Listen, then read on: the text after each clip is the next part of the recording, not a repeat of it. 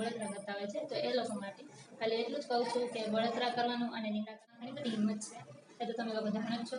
તો ખાલી એટલું જ કહેવા માંગીશ કે મારાથી બળતરા કરવાનું મૂકી દો. અને હજી તો જય શ્રી રામ છે, તો બધા જ વેલકમ છે મારા નવા બ્લોગમાં. તો અત્યારે ચા નાસ્તો કરી લીધો છે અને સવારના વાગી ગયા છે, અને આજે મારો દાદીનો રૂમ છે એ આજે સાફ કરવાનો છે, કારણ કે 7 આઠમ આવી રહી છે, તો મેં કીધું કે ઘરની સાફ સફાઈ આપણે કરી લઈએ. તો આ અમારો સ્ટોર રૂમ છે, અને અહીંયા હું જમવાનું બનાવતી હતી, વચ્ચે ગેસનો બાટલો ખાલી થઈ ગયો ત્યારે, એટલે અહીંયા બધા આવી રીતે બધું પડ્યું છે. તો મેં કીધું બધું આપણે સરખું કરી નાખીએ. ચાલો હું બધી સાફ સફાઈ કરી નાખું. તો ફાઇનલી બંને રૂમ સાફ કરી લીધા છે, અને આજે રૂમ છે એટલે આવો સ્ટોર રૂમ છે એટલે એટલું બધું સાફ નથી કર્યું. અને આજ છે અમારા દાદીનો ખર્ચ, ગામના વધારે આવો, અને આવી જે પેટી હોય છે એ નીકળી છે, તો આજે મારી દાદી છે એની. તો તમારા દાદા દાદીની છે કે તમારા દાદા, અત્યારે તો હું ગઈ છું ના, તો હું પાછી આવી ગઈ છું, અને અત્યારે વાગી ગયા છે 6:30, અને મેં જમવાનું બનાવી લીધું છે, અને અત્યારે હું ફ્રી છું. તો મેં કીધું ઉપર આવું, થોડી વાર બેઠું, અને જો કંઈ કામ હોય ઉપર તો કરું. તો અત્યારે તો ઉપર કામ છે, કારણ કે અત્યારે તમે જોઈ શકો છો કે અમારું જે આ ધાબુ છે એ ખૂબ જ ખરાબ થઈ ગયું છે. બધી જે લાદી છે એકદમ બગડી ગઈ છે, કારણ કે વરસાદ આવ્યો હતો, તો વરસાદના કારણે જે લાદી છે એ ખરાબ થઈ ગઈ હતી.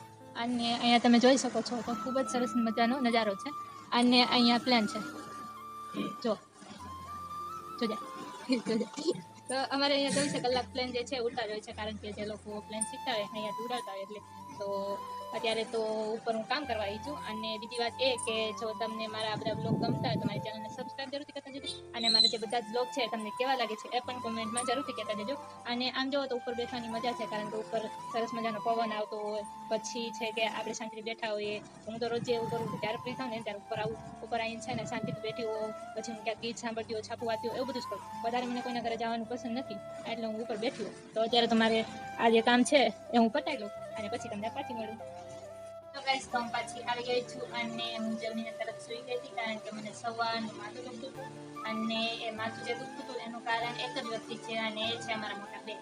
કારણ કે અમે બંને રાતે 1 વાગે લડાઈ કરી. ખબર નહીં એને શું થયું, એ મારી સાથે લડાઈ કરતી હતી, મને આમ ચીટકા ભરતી હતી, ને મને આમ પાટા મારતી ને એવું બધું કરતી. તો મારે પણ એની સાથે લડાઈ થઈ ગઈ થોડી.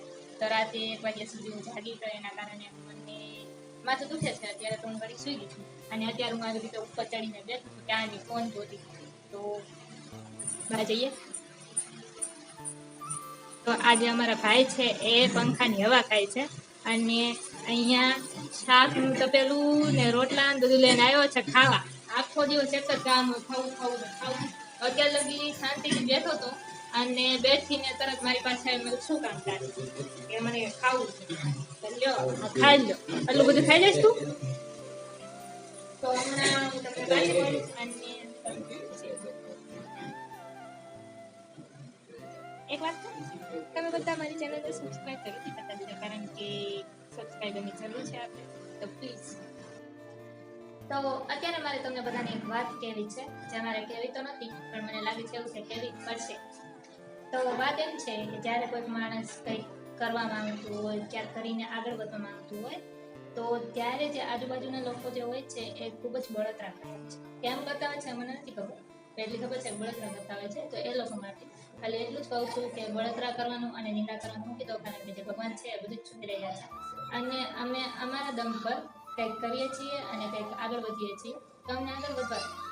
અને તમને એવું લાગતું હોય કે અમે આને મજાક ઉડાવશું કે આની વાતો કરશું તો આ લો કોન્ફિડન્ટ થઈ જશે, આને વિડીયો બનાવવાનું મન નહીં થાય, આને વિડીયો બનાવવાનું કરી દેશે, તો એવું નહીં વિચારતા, કારણ કે મારામાં ઘણી બધી હિંમત છે, એ તો તમે લોકો જાણો જ છો. તો ખાલી એટલું જ કહેવા માંગીશ કે મારાથી બળતરા કરવાનું મૂકી દો. અને હજી તો હું કંઈ છું પણ નહીં, મારે એટલા બધા સબસ્ક્રાઈબર થયા પણ નથી, તો એ પણ તમને આટલી બધી બળતરા થાય છે, તો બધા સબસ્ક્રાઈબર થઈ જશે ત્યારે તમે શું કરશો?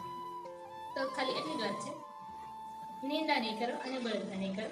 જેના ભાગ્યમાં જે લખ્યું હશે એ મળી જ જશે. વ્લોગનો એન્ડ અહીંયા થાય છે. જો મારો વ્લોગ તમને પસંદ આવ્યો હોય તો એક લાઈક જરૂરથી કરતા જજો, અને મારી ચેનલ ઉપર નવા આવ્યા હોય તો મારી ચેનલને સબસ્ક્રાઈબ જરૂરથી કરતા જજો, અને જોતા રહેજો વ્લોગ દિયા ને. તો જય શ્રી રામ, જય મંગળા.